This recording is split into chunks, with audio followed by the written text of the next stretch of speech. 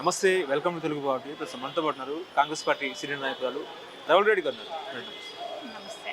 Madam, KTR వ్యాఖ్యలు చూసుకుంటే 2-3 ఏళ్లలో బీఆర్ఎస్ది అధికారము, కాంగ్రెస్ ప్రభుత్వం కూలిపోవడం పక్కా అని చెప్పేసి ఆయన నిన్న ఒక స్టేట్మెంట్ ఇచ్చారు. ఎట్లా చూస్తారండి? నిజంగా మీ ప్రభుత్వం కూలిపోయే ప్రమాదం ఉందా?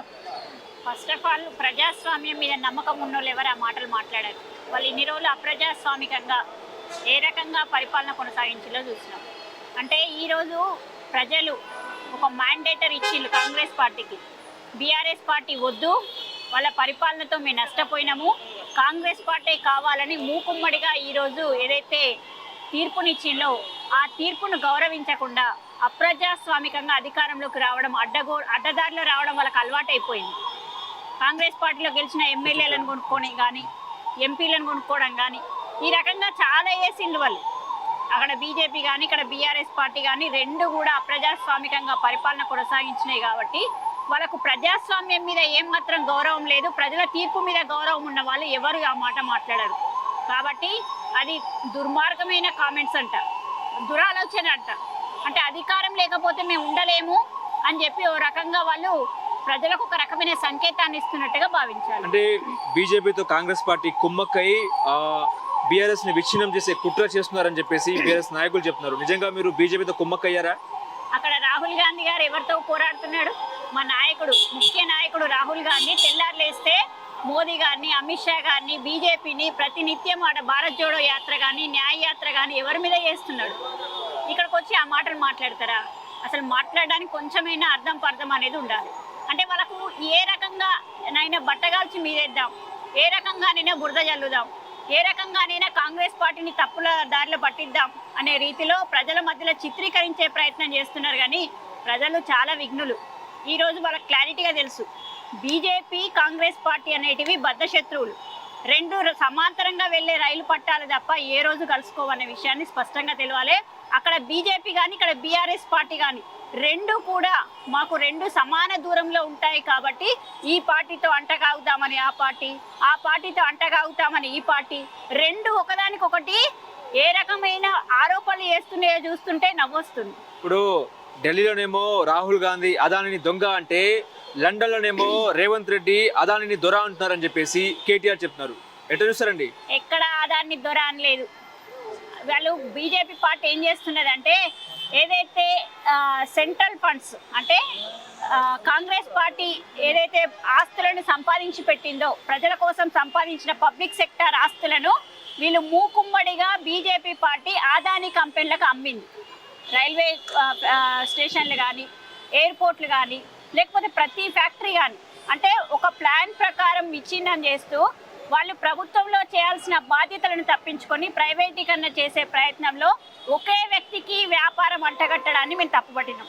ఈరోజు ఏదైతే లండన్లో జరిగిన ఒప్పందం తెలంగాణ ప్రజలకు, తెలంగాణ పౌరులకు ఉపాధి కల్పించే రీతిలో ఉన్నది. మేమేం ప్రభుత్వ సంస్థలను ఆదానికి అప్పచెప్తామని చెప్పట్లే కదా. ఆదాని వచ్చి పెట్టుబడి పెట్టడానికి ఇక్కడ రెడీగా ఉన్నాడు, ఇన్ఫ్రాస్ట్రక్చర్ ఇవ్వడానికి మేము రెడీగా ఉన్నాము. అంటే ప్రజలకు ఒక రకమైన ఉపాధి వచ్చినప్పుడు ఎవరెందుకు కాదనాలి అంటున్నా. ఈరోజు దొర దొంగ అనే థాట్ ఇక్కడ లేదు. ఈరోజు వాళ్ళు ఒక వ్యాపారస్తులాగా వస్తున్నారు, పెట్టుబడి పెట్టడానికి వస్తున్నారు.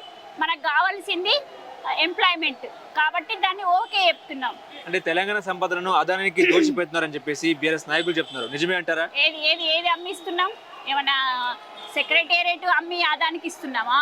లేకపోతే రాష్ట్ర ప్రభుత్వ సంస్థలను తీసుకొని ఆదానికి ఇస్తున్నామా?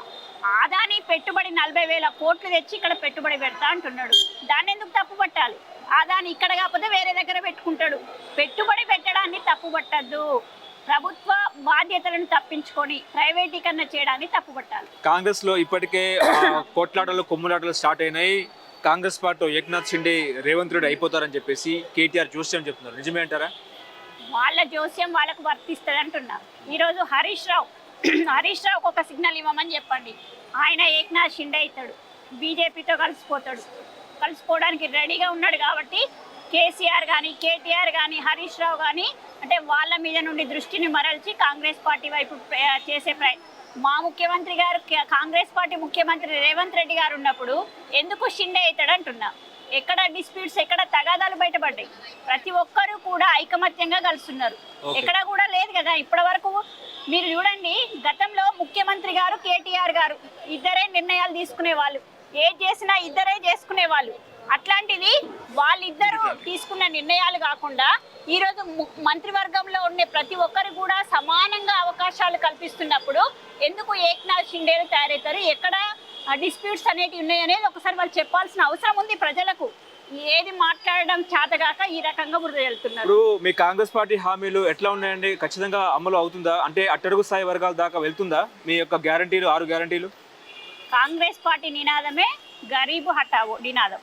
ఆ నినాదంతో అప్పటి నుండి కూడా ఇప్పటి వరకు కూడా పేదరికం అనేది నిర్మూలన చేయాలి, ప్రతి ఒక్క పేదవాడు సమాన స్థాయికి రావాలి, సామాన్య ప్రజలతో సమాన స్థాయికి రావాలనే రీతిలో కాంగ్రెస్ పార్టీ పరిపాలన కొనసాగుతుంది.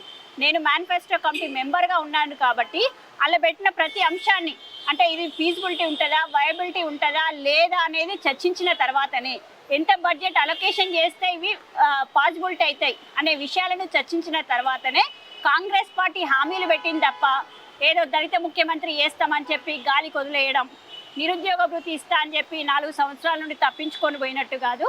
100% కాంగ్రెస్ పార్టీ హామీ ఇచ్చిందంటే 1 రోజు 2 రోజులు లేట్ అయినా కానీ ఖచ్చితంగా చేసి తీరుతుంది. హామీలన్నీ పేదవాళ్ళకే ముఖ్యంగా చేరువ అయ్యే విధంగా ఏదైతే ప్రతిదీ రేషన్ కార్డుకు లింకేజ్ పెట్టింది, రేషన్ కార్డు ఎవరికి ఉంటుంది? పేదవాళ్ళకు ఉంటుంది. ఆ పేదవాళ్ళకు అందిన తర్వాతనే మిగతా వాళ్ళకు పంచే విధంగా ఉంటాయి తప్ప ఇది ప్రతి ఒక్క సామాన్యునికి అందుబాటులో ఉండే మేనిఫెస్టో. అంటే రైతు బంధు అమలులో జాప్యం జరుగుతుందని చెప్పేసి బీఆర్ఎస్ నాయకులు చెప్తున్నారు, రుణమాఫీ చేయడం కూడా జాప్యం అని చెప్తున్నారు. ఎక్కడ ఉంది మన లోపం, ఎక్కడ ఉంది? ఏంటంటే ఇప్పుడు ప్రభుత్వ పథకాలను కంటిన్యూ చేయాల్సిన నెక్స్ట్ వచ్చే ప్రభుత్వాల బాధ్యత, కానీ ఆ అవినీతిని కంటిన్యూ చేయాల్సిన బాధ్యత మాకు లేదు కదా. ప్రతిదీ తడకగా ఉంది, ప్రతిదీ లోపాయిష్టపూరితంగా ఉంది. మీరు రైతు బంధు తీసుకోండి, 1,50,00,000 ఎకరాలకు రైతు బంధు ఇచ్చిండ్రు గత ప్రభుత్వం. అలా 50 లక్షల ఎకరాలు గుట్టలు కొండలు అవే ఉన్నాయి, వాటికి ఎవరైనా ఇస్తారా? అంటే ఎంత ప్రజల ధనం దుర్వినియోగం అయిందో ఒకసారి చూడండి.